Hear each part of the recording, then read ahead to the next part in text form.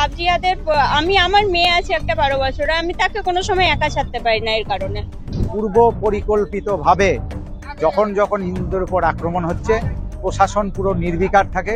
জালি আধার কার্ড থেকে তৈরি করে তারা এখানে বসতি করছে, এখানকার লোকাল লোকের উপর অত্যাচার করছে। তাদেরকে হয়তো সাপোর্ট করছে কি করে কারণে আমি জানি, সবাই শুনেছে যে আগামী দিন ভোট এবং ভোটের একটা রাজনীতি করছে। এবং যখন দেখবেন যে মমতা ব্যানার্জি বা জ্যোতি বসু এসছিলেন কেন, ওখান থেকে নিপীড়িত লাঞ্ছিত হয়ে এসছিলেন।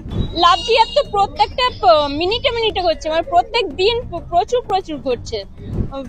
কি বলবো, হিন্দু মেয়েদেরকে এমন ভাবে লাভ জিহাদে ফাঁসিয়ে নিয়ে গিয়ে তারা এর জন্য টাকা পাচ্ছে, ফাঁসিয়ে নিয়ে গিয়ে মানে আমরা শুনছি তারা এর জন্য টাকা পাচ্ছে। আর এদের হিন্দু মেয়েগুলো ফ্রিজে ঢুকে যাচ্ছে, ফাঁসিয়ে নিয়ে গিয়ে বিয়ে করার নাম করে হয় ফ্রিজে ঢুকিয়ে দিচ্ছে কেটে, না হলে এদেরকে পাচার করে দিচ্ছে। এই বিষয়ে একমত।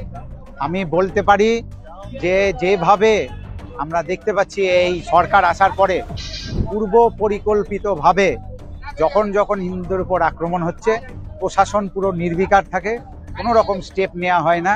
এবং যখন হিন্দুরা এর প্রতিবাদ করে বা ফেসবুকে লেখালেখি করে, তাদেরকে অ্যারেস্ট করা হয়, কিন্তু যারা প্রকৃত দোষী তারা প্রথম দিকে অ্যারেস্ট হয় না। এর আগে আমরা দেখেছি সিএর সময়, এই রিসেন্ট যে আন্দোলন হলো আমরা ওয়াকফ বিলের নামে, সেখানেও আমরা দেখলাম যে একের পর এক হাঙ্গামা চালিয়েছে।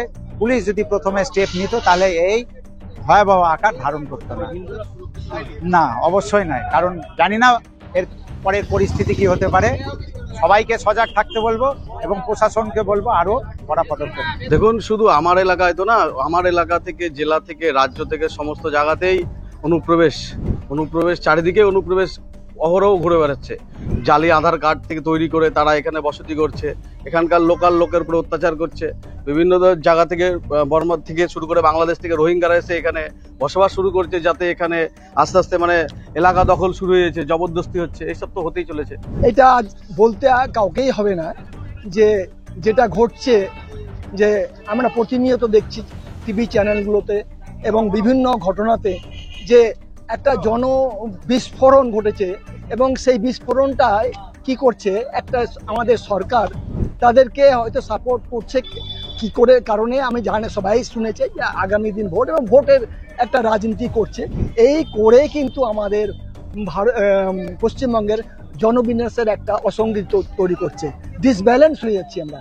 তো এটা স্টপ হওয়া দরকার এবং আগামী দিন যে আমরা যে পদক্ষেপ নিব, এবং যত বুদ্ধিজীবী আছে এবং সকল স্তরের লোককে আমি অনুরোধ করব যে এই যে জনবিন্যাস ঘটছে এবং অনুপ্রবেশ ঘটছে, তাদেরকে সঠিক চিহ্নিত করে প্রশাসন তাদের পদক্ষেপ নিয়ে দাঙ্গাকে উস্কানি দিচ্ছে। যখন আমাদের কাশীপুরে যখন ট্রেন জ্বালানো হয়েছিল, তখন কিন্তু কোনো প্রশাসন কিছু নিষ্ক্রিয় ছিল, ওকে।